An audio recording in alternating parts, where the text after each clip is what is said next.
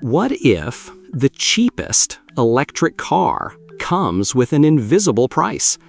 That sleek, affordable EV you've been eyeing isn't just about saving money. It's a silent wager on global power dynamics. We think we understand the rules of the road, but a subtle obscurity often clouds the real picture. What happens when national security interests collide with consumer access? And environmental goals? The common narrative around national security and cheap cars, by the end of this, will look less like a pure safeguard and more like a calculated competitive strategy. The price tag. What happens when the government decides to put its thumb firmly on the economic scale? When protection becomes outright prohibition through pricing? The immediate impact lands squarely on the consumer's bank account. Think about aggressive tariffs, like a 100% levy, specifically engineered to make certain goods simply unviable. This isn't a minor tax adjustment. It's a deliberate financial wall, doubling the retail price of an imported item overnight. Imagine, for a moment, you're at the hardware store, ready to pick up a new, heavy-duty work light for your garage. You've researched, found a highly rated model manufactured overseas for a competitive price. But suddenly, a new rule kicks in.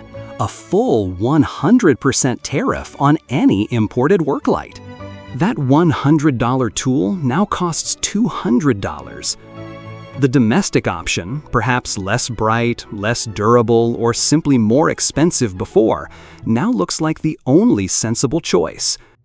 Not because it's superior, but because its competition has been artificially priced out of reach. This isn't about rewarding better products or fostering genuine market innovation. It's about creating an artificial environment where a domestic industry faces no real pressure to compete on quality, features, or cost. When choices are limited and prices are inflated by decree, we, the consumers, are left holding the bill. But what else are we missing out on beyond just a higher price tag? The shifting horizon. But the initial playbook wasn't just about the price tag. When the first wave of foreign electric vehicles appeared, they were met with two primary objections: questions about their structural integrity for American roads and concerns about their impact on domestic manufacturing.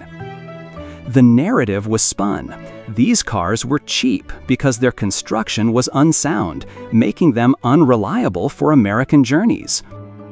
This story, woven by homegrown auto giants, quickly took hold. Only the fabric didn't hold up. Independent, rigorous international crash assessments, like those from European NCAP, consistently awarded modern foreign EVs, models like the BYD Dolphin and Auto 3, 5-star occupant protection ratings. They met, or even surpassed, the benchmarks of many premier American models. So the public claims about their robust build began to fray. Picture a brand that launches a new line of clothing, claiming it's organic and durable. Then, independent labs reveal it's made from synthetic fibers and tears easily. What happens next? The company doesn't just disappear, it restitches its pitch. The initial, loosely spun arguments are set aside, and a new, more substantial justification emerges. That's precisely what happened here. The focus shifted from unsubstantiated fears about structural soundness to something far more intricate, more foundational. Something that, if left unaddressed, represented a very real concern for national well-being. What exactly is this new, more sophisticated argument? The digital Pearl Harbor. As the economic and safety-related arguments began to crumble, Washington orchestrated a swift and surprising pivot in an even more extreme direction. The new justification for blocking these cars became a matter of national security, not just competition, but a direct threat to the homeland. The idea was chilling, a digital Pearl Harbor. Imagine a Monday morning, traffic already bumper to bumper on the interstate.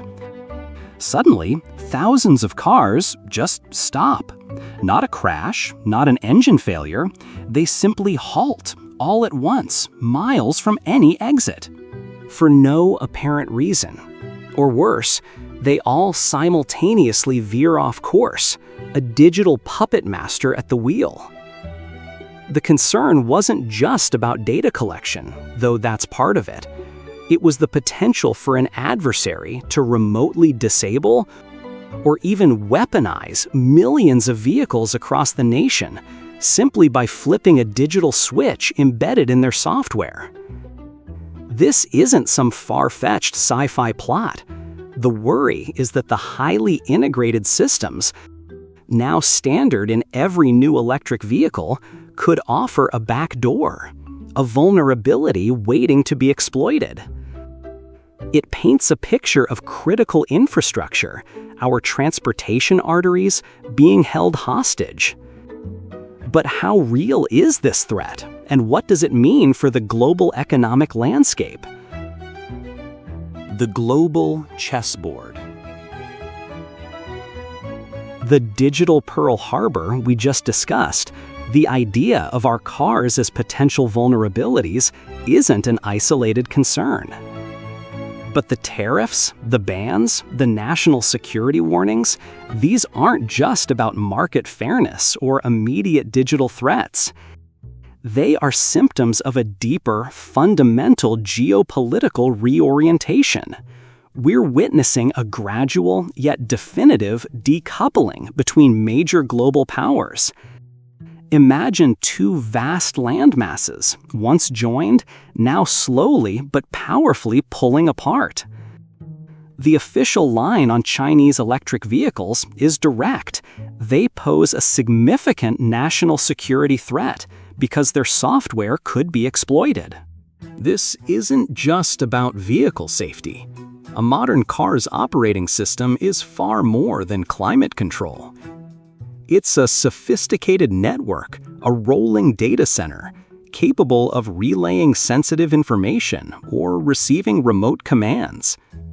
Picture a city where traffic signals, public transport, and even a significant portion of private vehicles all ran on systems controlled by a rival power.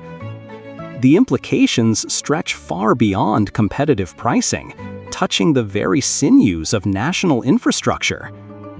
This isn't a simple trade dispute. Imagine a global corporation that built its empire on shared servers, joint research, integrated supply chains. Now, suddenly, the board decides to split into two entirely separate, self-reliant entities. The cost isn't just building new infrastructure. It's lost efficiencies, duplicated efforts, and the underlying tension making cooperation impossible. A single EV rolling off a foreign assembly line isn't just metal and plastic. It's a node in a global network, a potential conduit for data, a small piece of an increasingly contested digital battlefield. This geopolitical distancing reshapes global commerce in ways we're only beginning to grasp. But what happens when these abstract geopolitical moves become concrete pressures on our daily lives? The unseen toll. Now, consider a different piece on that global chessboard, the one we call the green transition. We talk about cleaner air, sustainable futures, a planet healed.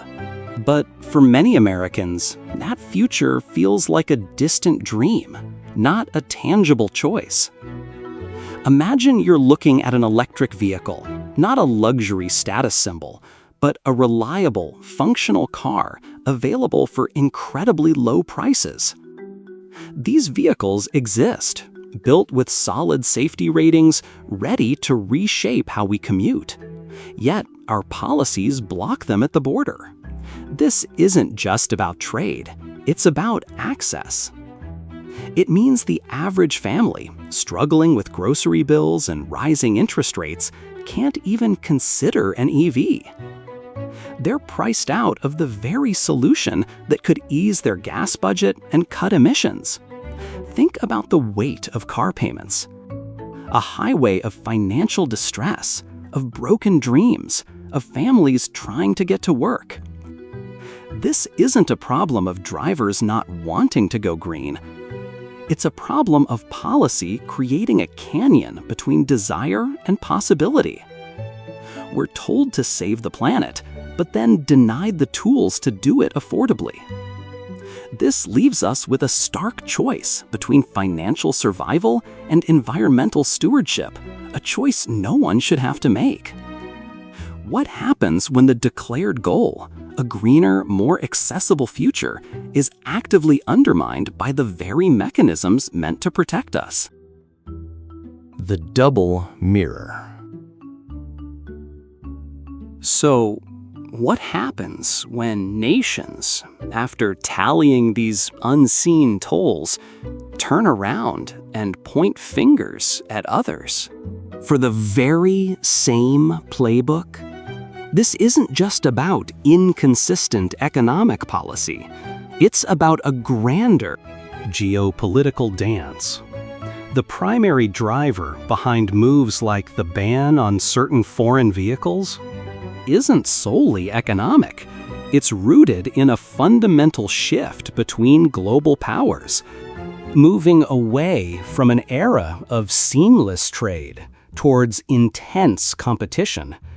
We're witnessing what some call a gradual but definitive decoupling, where the easy flow of consumer goods is slowly replaced by strategic positioning and a fight for future industrial dominance, when one nation's protectionism is seen as a defensive necessity, a smart move for national security or domestic jobs, while another's is simultaneously labeled an unfair trade practice.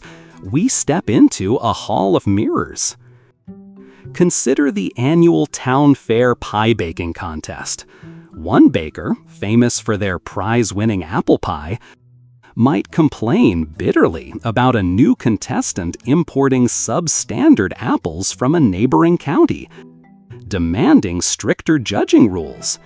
Yet that same baker uses a proprietary crust recipe, a family secret that includes a key ingredient sourced from halfway across the country, a move they consider perfectly fair and essential to their unique flavor. The rules suddenly feel very flexible, bending to protect one's own established slice of the market. This self-serving lens distorts not just our view of global trade, but our own understanding of what truly drives prosperity.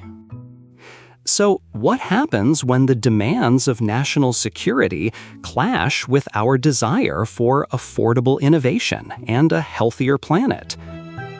We've seen that the seemingly cheap electric car, the one that promises a greener future, might indeed come with an invisible price. It's a cost paid not just in tariffs or economic competition, but in slowed environmental progress and access to technologies that could genuinely move us forward. The path forward isn't always clear, and it often requires us to look beyond immediate gains. Perhaps by understanding the complex interplay of these forces, we can begin clearing the fogged windshield on what truly drives these global decisions. If this conversation sparks your curiosity, the original discussion that inspired these thoughts is from the infographics show, titled, "It's a 12,000 EV." The American car industry is doomed. You can find the full episode there.